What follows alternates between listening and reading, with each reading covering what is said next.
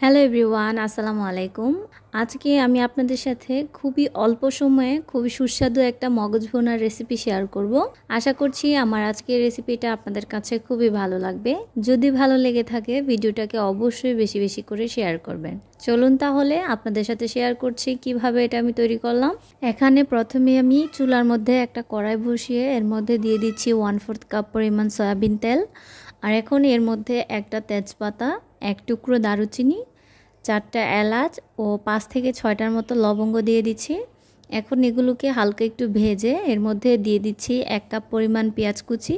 এবার এই পেঁয়াজটাকে আমি ভালো করে একটু লাল করে ভেজে নিচ্ছি। আর যখনই পেঁয়াজগুলো লাল করে ভাজা হয়ে যাবে তখনই এর মধ্যে আমি দিয়ে দিচ্ছি 1 চামচ পরিমাণ আদা বাটা আর 1 চামচ পরিমাণ রসুন বাটা।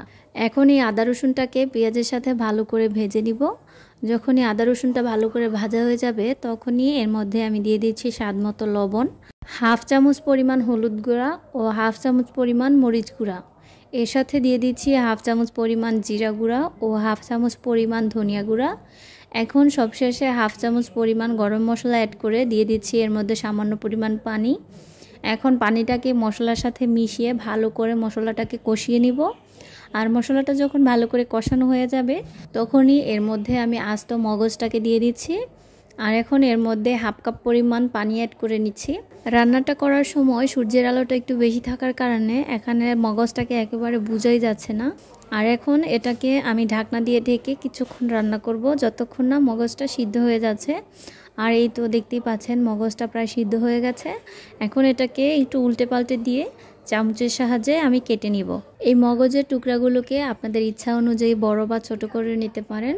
আর মগজ অনেকেই অনেকভাবে রান্না করে, কিন্তু আমার কাছে এইভাবে রান্না করলে খুবই ভালো লাগে। আর এখন দেখতেই পাচ্ছেন মগজটা সুন্দর করে ভুনা ভুনা হয়ে গেছে আর তেলটাও ছাড়তে শুরু করেছে। এখন এটাকে ঠিক এ পর্যায়ে আমি চুলা থেকে নামিয়ে নিচ্ছি। আর এখন এটাকে গরম গরম পরিবেশন করে নিচ্ছি। আর দেখতেই পাচ্ছেন মাশাআল্লাহ এর কালারটা খুবই সুন্দর হয়েছে। আর এইভাবে মগজ ভুনা করলে এটা খেতে অনেক বেশি ভালো লাগে। আমার আজকের রেসিপিটা যদি আপনাদের কাছে ভালো লেগে থাকে তাহলে অবশ্যই আপনাদের ফ্রেন্ডস এবং ফ্যামিলির সাথে শেয়ার করবেন। সকলেই ভালো থাকবেন, সুস্থ থাকবেন। আল্লাহ হাফেজ।